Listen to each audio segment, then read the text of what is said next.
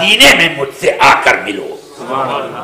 مولا علی فرماتے ہیں کہ اتنا سننے کے بعد مجھے اس رات جتنی گہری نیند آئی اور جتنے چین، بے خوفی اور سکون کے ساتھ میں اس رات سویا، کبھی وہ بے خوفی نہ رہی، کیونکہ رسول پاک نے مجھے فرما دیا ہے کہ تم مدینے میں آ کے ملو تو کوئی مجھے قتل نہیں کر سکتا، کوئی میرا بال بھیکا نہیں کر سکتا، کوئی مجھے کوئی غضب نہیں کر سکتا۔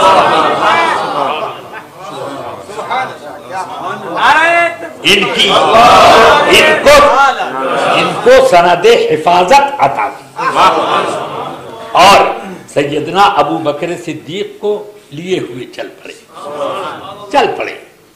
اب حضرت سیدنا ابو بکر صدیق رضی اللہ تعالیٰ عنہ نے غار میں کیا اپنی جان نثار نہیں کر دی؟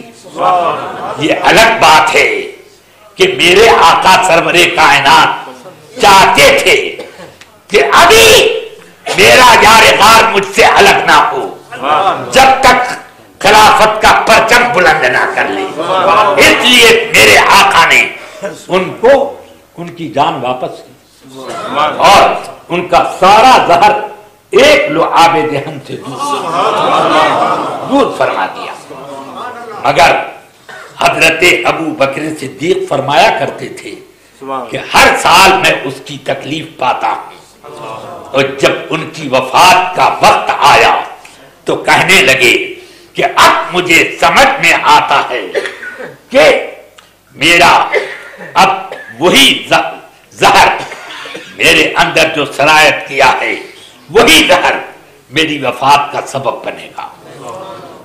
سنیے، یہ حضرت سیدنا ابو بکر صدیق ہیں، حضرت رسول پاک سرور عالم کے ساتھ سفر میں ہیں، کبھی آگے بڑھ جاتے ہیں، کبھی پیچھے ہو جاتے ہیں، کبھی دائیں طرف آ جاتے ہیں، کبھی بائیں پہنچ جاتے ہیں۔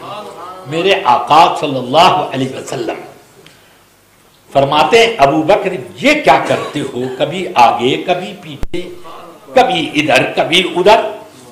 عرض کرتے ہیں یا رسول اللہ، جب دل میں یہ دغدغہ پیدا ہوتا ہے کہ آگے سے کوئی دشمن آ رہا ہے تو میں آگے چلا جاتا ہوں کہ تیر و تفنگ آئے تو ابو بکر کا سینہ حاضر، اور جب یہ خیال آتا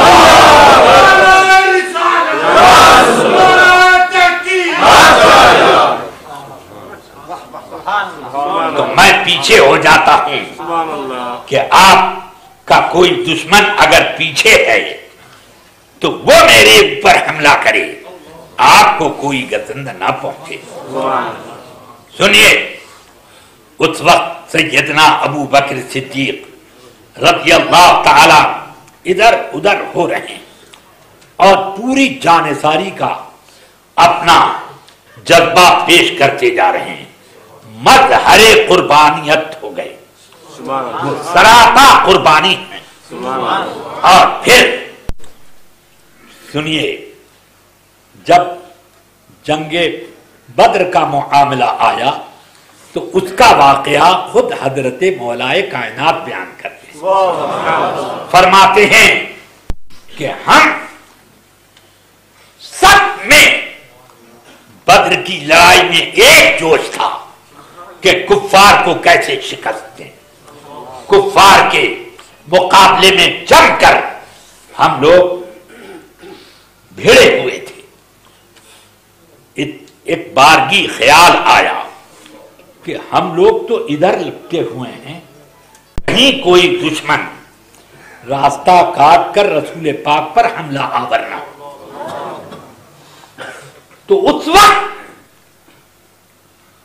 صرف اور صرف یہ خیال تھا، کہتے ہیں میں آیا، دیکھتا کیا ہوں کہ ابو بکر تلوار ننگی لیے ہوئے رسول پاک کے خیمے کے ارد گرد چکر لگا رہے کہ کوئی دشمن آئے تو اس کا سر قلم کر دیا جائے۔ اس لیے فرماتے ہیں ابو بکر اشجعنا، ابو بکر ہم سب سے زیادہ بہادر ہیں، سب سے زیادہ شجاع ہیں، اور ہم لوگ شجاعت کے پیکر ہیں مگر ان کے ماتا ہے۔ یہ کون کہہ رہے ہیں؟ شیر خدا کہہ رہے ہیں، اسد اللہ الغالب الغالب علی کل غالب، ان کی یہ بات ہے۔ پھر سیدنا ابو سعید خدری کی روایت اسی بخاری شریف میں فرماتے ہیں، ایک روز رسول اکرم صلی اللہ علیہ وسلم نے ارشاد فرمایا، اللہ نے اپنے کسی بندے کو یہ اختیار دیا تھا کہ چاہو تو دنیا میں رہو، چاہو تو ہماری طرف کوچ کرو۔ اس بندے نے اللہ کا قرب پسند کر لیا۔ سارے صحابہ خاموش بیٹھے ہیں، ان میں مولا کائنات بھی ہیں، مگر ابو بکر صدیق بلک بلک کر رونے لگے، ہچکیاں بند گئیں۔ ابو سعید خدری فرماتے ہیں کہ ہم لوگ سوچنے لگے، ما یبکی ھذا الشیخ ان اختار اللہ عبدا، بڑے میاں کو کیوں یہ رلائی آ رہی ہے؟ اللہ نے اگر کسی بندے کو اختیار دیا تھا تو ان کو رلائی کیوں آ رہی؟ مگر بعد میں ہمیں معلوم ہوا کہ جس کو اختیار دیا تھا وہ رسول پاک ہے، اور وہ چیز ابو بکر نے جان لی، اس لیے وہ بلک بلک کے رو رہے تھے۔ فکان ابو بکر اعلمنا، ابو بکر ہم سب سے زیادہ علم کی گہرائی رکھتے تھے۔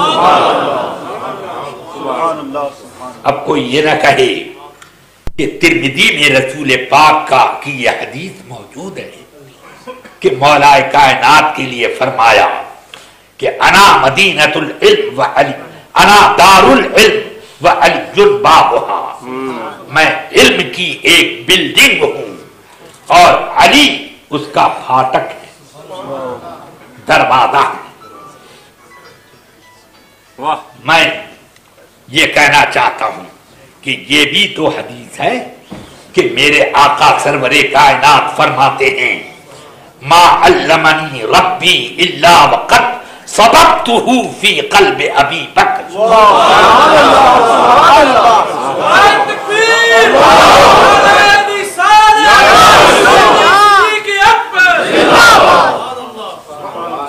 اللہ نے جو کچھ مجھے علم دیا میں نے ابو بکر کے سینے میں اڈیل دیا۔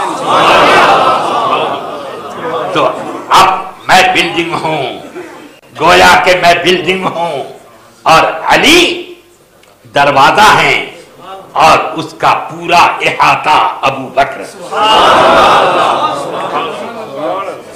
مطلب یہ ہوا کہ علم کی برسات مولا علی کی بارگاہ میں ہوں، یہ دروازہ ہے، علم اس دروازے سے ملے گا، مگر فضل علم حضرت ابو بکر کو حاصل۔